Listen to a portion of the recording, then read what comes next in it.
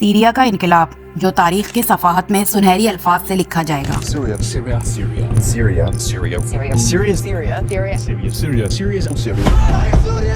अबू मोहम्मद अल Jolani, जिनका असल नाम अहमद हुसैन अल शरा है, सीरिया की एक फेमस मिलिट्री ऑर्गेनाइजेशन हयात तहरीर अल शाम के लीडर हैं, जो सीरिया में एक्टिव एक आर्म्ड ऑर्गेनाइजेशन है जो बुनियादी तौर पर इदलिब और इसके आसपास के इलाकों में काबिज है।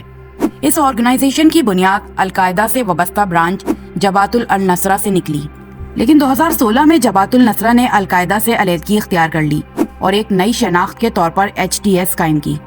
अबू मोहम्मद अल जुलानी की कहानी आजकल दुनिया भर में ज़ेर बहस है। कभी एक जहादी रहनुमा और अबू बकर अल बगदादी के करीबी साथी समझे जाने वाले जुलानी ने वक्त के साथ अपनी पॉलिटिक्स और स्ट्रेटजी को चेंज किया। उन्होंने अपनी ऑर्गेनाइजेशन हयात तहरीर अल शाम को अल-कायदा से अलहदा किया और एक नई पहचान के साथ उभरे, जहां वो सीरिया के नुमाया रहनुमा के तौर पर देखे जा रहे हैं। सीरिया में बगावत और सिविल वॉर ने कई दिहाइयों की तारीख को बदल कर रख दिया है। असद हुकूमत, जो कभी नाकाबिले शिकस्त समझी जाती थी, बैनुल अक़वामी दबाव, अवामी बगावत और आर्म्ड ग्रुप्स की मुज़ाहमत के बाइस कमज़ोर हो गई। जुलानी ने इस मौके से फ़ायदा उठाकर खुद को एक मकामी रहनुमा के तौर पर पेश किया, जो सीरिया की आवाम के लिए लड़ रहा है। आज की वीडियो में हम सीरिया की बगावत की तफसीलात पर रोशनी डालेंगे। हम सीरिया की तारीख का जायजा लेंगे कि जुलानी हीरो कैसे बने और असद इक़्तिदार को बरकरार रखने में क्यों नाकाम रहे। अमेरिका की हिकमत अमली क्या थी और तुर्की, रशिया और ईरान अब क्या करेंगे।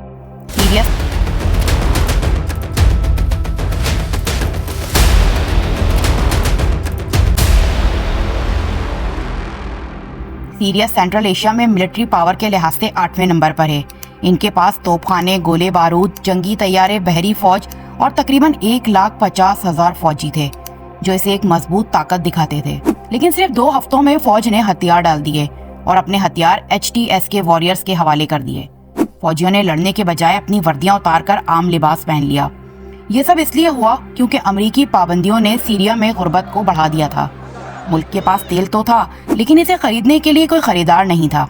इन पाबंदियों ने सीरिया की इकोनॉमी को तबाह कर दिया, जिसकी वजह से फौज के लिए लड़ना मुमकिन नहीं रहा। हालांकि 2016 में यही फौज बागियों को शिकस्त देने में कामयाब हुई थी, मगर अब हालात बदल चुके हैं। अमेरिका ने इकोनॉमिक सैंक्शन के जरिए सीरिया की इकोनॉमी को शदीद नुकसान पहुंचाया। रशिया यूक्रेन के साथ जंग में मसरूफ हो गया और इसने अपने कई जंगी तैयारे सीरिया से वापस बुला लिए। हिज़्बुल्लाह, जो असद हुकूमत के अहम हामी थे, इसराइल के हमलों की वजह से कमज़ोर हो गई और इसी के साथ ही सीरिया में अलवी शियाओं की 50 साला हुक्मरानी का खात्मा हुआ और मुल्क में अब जुलानी के तौर पर एक सुन्नी रहनुमा मौजूद है। लेकिन कहानी इतनी भी सादा नहीं है जितनी नजर आती है। इसे सही मायनों में समझने के लिए हमें सीरिया की तारीख को समझने की जरूरत है। सीरिया सेंट्रल एशिया के अहम तरीन तारीखी और जोग्राफियाई खत्तों में से एक है। 7वीं सदी ईस्वी से पहले ये इलाका रोमन एम्पायर का हिस्सा था और इस वक्त यहाँ की मेजॉरिटी पॉपुलेशन ईसाई थी। लेकिन 7वीं सदी में इस्लाम की आमद के बाद अरब मुस्लिम फोर्सेस ने इस इलाके को फतह किया और दमास्कस को इसका दारुल हुकूमत बना दिया, जो बाद में अम्वी खिलाफत का दारुल हुकूमत भी रहा। 1516 में ऑटोमन एम्पायर ने सीरिया पर कब्जा कर लिया और ये इलाका पहली जंग अजीम के इख्तिताम तक ऑटोमन एम्पायर का हिस्सा रहा। जंग अजीम अव्वल के बाद ऑटोमन एम्पायर के खात्मे के साथ ही सीरिया पर फ्रांस ने कब्जा कर लिया और इसे मैंडेट के तहत अपने कंट्रोल में ले लिया। ये दौर सीरिया की तारीख में एक अहम मोड़ साबित हुआ और आज़ादी की तहरीकों को जन्म दिया। शुक्री अल कवातली की क़यादत में आज़ादी के बाद सीरिया ने कौमी खुदमुख्तारी हासिल की, लेकिन मुल्क पॉलिटिकल स्टेबिलिटी हासिल करने में नाकाम रहा। शुक्री अल कवातली सीरिया के पहले सदर बने और 1943 से 1949 तक खिदमत अंजाम दी, लेकिन आज़ादी के इब्तिदाई साल हंगामा खेज रहे। 1949 में सीरिया में 3 फौजी बगावतें हुई, जिन्होंने मुल्क की सियासत को बदल कर रख दिया। मार्च 1949 में जनरल हुस्नी अल ज़ाइम ने मुंतखब सदर शुक्री अल कवातली का तख्ता पलट करके इक़्तिदार पर कब्जा कर लिया। इसके बाद अगस्त में समी अल हिनावी ने इनको हटाकर पार्लियामेंट डेमोक्रेसी लाने की कोशिश की, लेकिन इसकी हुकूमत ज्यादा अरसा ना चल सकी। 1949 में ही अदीब शशकली नामी एक मिलिट्री ऑफिसर ने सीरिया की सरकार का तख्ता पलट कर दिया। इन बगावतों के बाद सीरिया में फौजी हुक्मरानी का आगाज हुआ और मुल्क की डेमोक्रेसी बुरी तरह मुतासिर हुई। अदीब शशिकली की डिक्टेटरशिप ने सीरिया की सियासी और समाजी जिंदगी पर गहरे असरात छोड़े। इनके सख्त जाबिराना इक़दामात जैसे आज़ादी इजहार पर पाबंदियाँ, अपोजिशन का खात्मा और मिनॉरिटीज खुसूसन ड्रॉस के खिलाफ मुजालिम, अवामी गुस्से और फौजी बगावतों का हिस्सा बने। 1954 में इनको ओहदे से हटाने के बाद सीरिया ने दोबारा डेमोक्रेटिक गवर्नमेंट कायम करने की कोशिश की और शुक्री अल कवातली 1955 में सदर के तौर पर दोबारा बहाल हो गए, लेकिन मुल्क में पॉलिटिकल स्टेबिलिटी कायम ना हो सकी। सीरियन पॉलिटिक्स इस अरसे में शदीद दाखिली कशमकश का शिकार रही, जहां मुख्तलिफ नजरियात ग्रुपों और मिलिट्री लीडरशिप के दरमियान इक्तदार के लिए जद्दोजहद जारी रही। इस इनस्टेबिलिटी ने सीरिया के मुस्तकबिल पर गहरे असरात मुरत्तिब किए। 1958 में सीरिया और इजिप्ट के दरमियान यूनाइटेड अरब रिपब्लिक के कयाम की जानिब से पेशरफ्त की, जो खित्ते में मजीद पेचीदगियों का पेशखीमा साबित हुई। हफीज अल असद ने 1970 में सीरिया का इक्तदार संभाला और 2000 में अपनी वफात तक हुकूमत की। वो सियासत में आने से पहले सीरियन एयरफोर्स में खिदमत अंजाम देते रहे। 1967 में इसराइल के साथ जंग में सीरिया को गोलान की पहाड़ियां खोनी पड़ी और असद, जो इस वक्त डिफेंस मिनिस्टर थे, इस शिकस्त से गहरे तौर पर मुतासिर हुए। इस वाक़े ने इनकी पॉलिसियों और हुक्मरानी को वाज़ेह तौर पर मुतासिर किया। 1970 में बाथ पार्टी के अंदरूनी इख्तलाफात ने असद को मौका दिया कि वो इक़्तिदार पर कब्जा करें।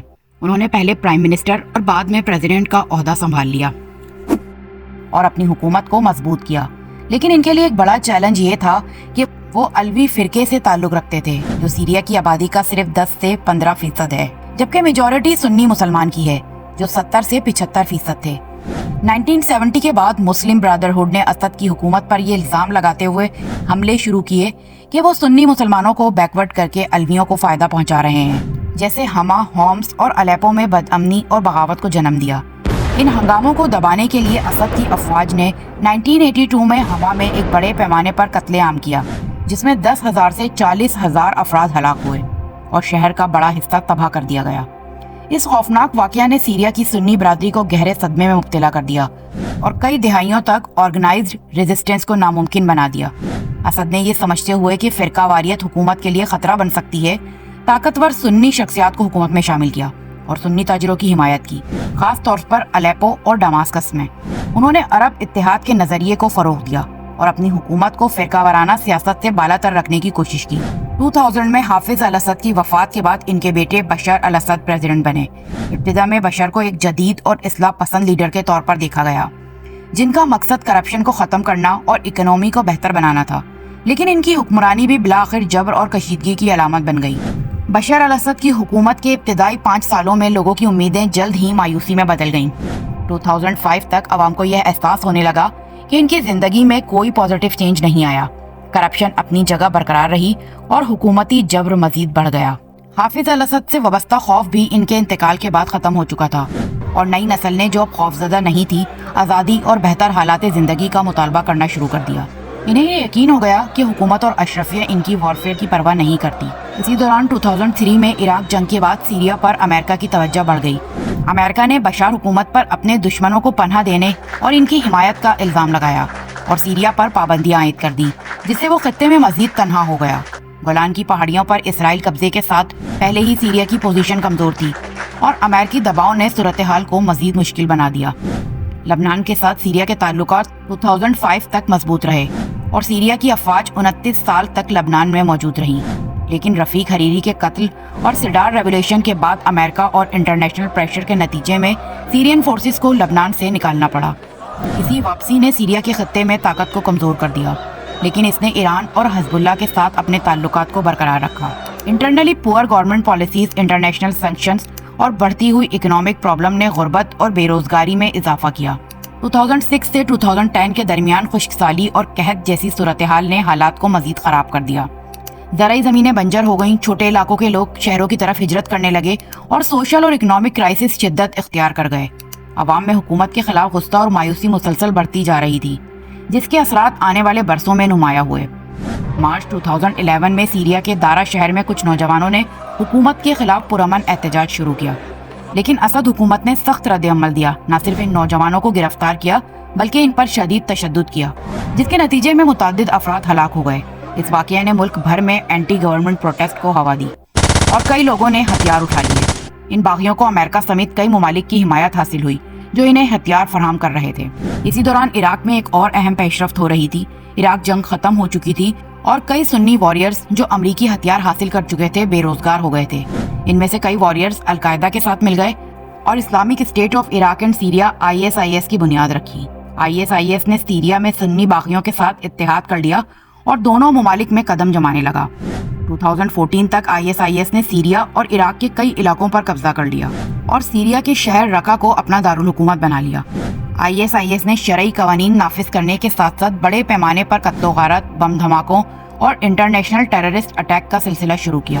اس نے نہ صرف مڈل ایسٹ بلکہ رشیا، امریکہ اور یورپ میں بھی حملے کیے اور کلچرل ہیریٹیج کو بھی تباہ کیا۔ امریکہ نے ابتدائی طور پر سیریا میں کرڈش فائٹرز کی حمایت کی جو ISIS کے خلاف لڑ رہے تھے، لیکن ISIS نے کرڈز کو بھی نشانہ بنایا، جس سے امریکہ مزید ناراض ہو گیا۔ ISIS کے بڑھتے ہوئے انفلوئنس کی وجہ سے رشیا بھی متاثر ہوا، اور خاص طور پر جب اس کے فائٹرز چیچینیا اور کوکاکس میں نمودار ہونے لگے۔ نتیجتاً رشیا اور امریکہ نے مشترکہ طور پر ISIS کو ختم کرنے کے لیے کام شروع کیا۔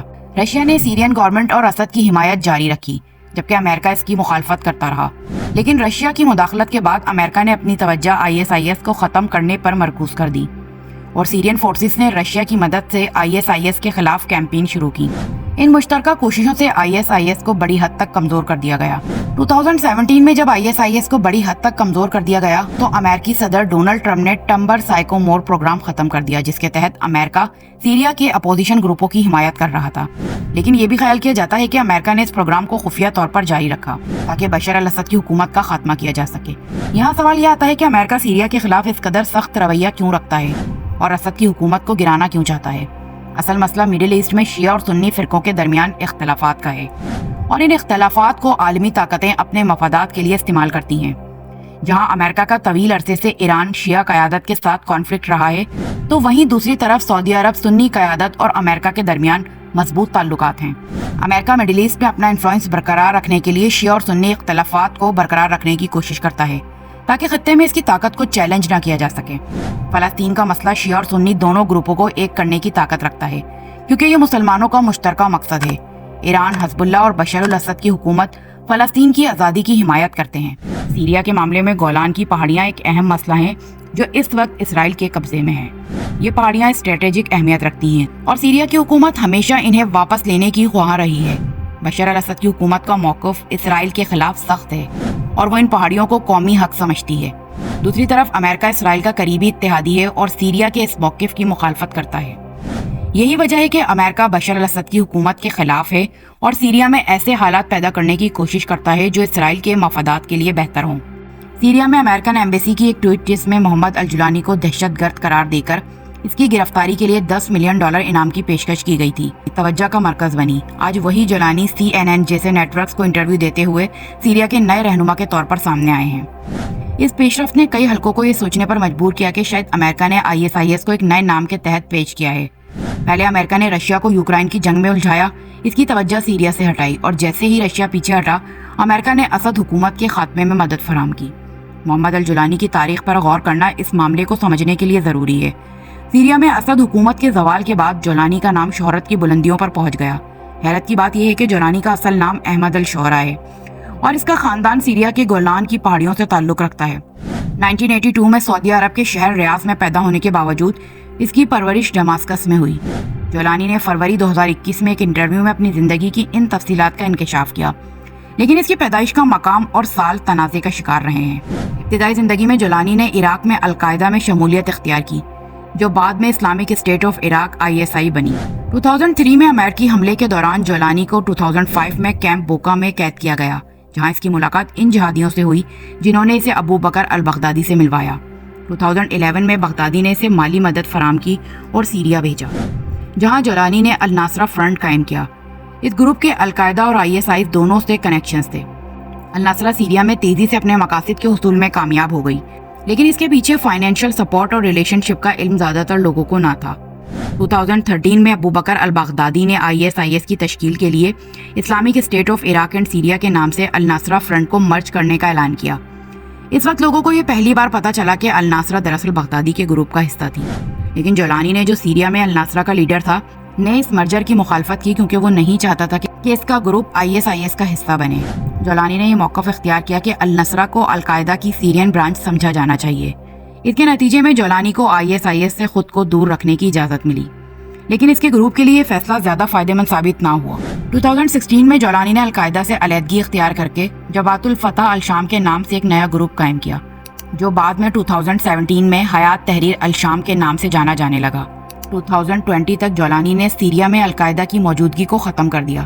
اس ویڈیو میں سیریا کی سیاسی صورتحال کی وضاحت کی گئی ہے، جہاں حیات تحریر الشام نے اپنی شبیہ کو بہتر بنانے کی کوشش کی ہے۔ اس گروہ کی قیادت جو اب جولانی کے زیر اثر ہے، اور ساتھ یہ بھی کوشش کی کہ وہ رشین ملٹری بیسز کو نقصان نہ پہنچائے۔ اس کے باوجود امریکہ، رشیا، ترکی اور ایران جیسے ممالک کے لیے یہ بہت بڑی پولیٹیکل ڈسٹریکشن تھی۔ یہ سب اس بات کی نشاندہی کرتا ہے کہ امریکہ نے ان تینوں ممالک کو ایک ہی وقت میں اپنے مقاصد کے لیے بیکورڈ کرنے میں کامیابی حاصل کی، اور اب حیات تحریر الشام کی قیادت میں باغی افواج نے دمشق پر قبضہ کر لیا، جس سے بشار الاسد کی حکومت ختم ہو گئی اور سیریا کی تاریخ کا ایک نیا باب شروع ہوا۔ اس واقعے کو بعض لوگ قیامت کی نشانیوں سے جوڑتے ہیں، خاص طور پر اسلامی نقطہ نظر سیریا کے حوالے سے۔ احادیث میں بیان کیا گیا ہے کہ قیامت کے قریب سیریا سے ایک آگ نکلے گی جو پوری دنیا میں پھیل جائے گی۔ کچھ علماء کے مطابق یہ آگ حقیقی آگ بھی ہو سکتی ہے، یا پھر جنگ اور تباہی کی علامت، جیسا کہ حالیہ تاریخ میں سیریا جنگ اور عالمی تنازعات کا مرکز رہا ہے۔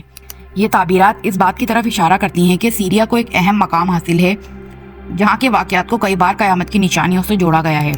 موجودہ حالات جیسے اسرائیل اور فلسطین کی جنگ، ایران اور اسرائیل کے تعلقات اور سیریا کی کشیدگی اس بات کا اشارہ کر سکتے ہیں کہ دنیا ایک بڑی جنگ کی طرف بڑھ رہی ہے، جس کے اثرات اسلامی دنیا پر بھی پڑیں گے۔ ایسے وقت میں مسلمانوں کو اپنے ایمان کی حفاظت اور مضبوطی پر توجہ دینی چاہیے، اور اللہ سے دعا کرنی چاہیے کہ وہ ہمیں ان فتنوں اور آزمائشوں سے محفوظ رکھے اور ہدایت عطا فرمائے۔ آمین۔ ویڈیو پسند آئی ہو تو ویڈیو کو لائک کریں، شیئر کریں اور کامنٹ میں اپنی رائے کا اظہار کریں۔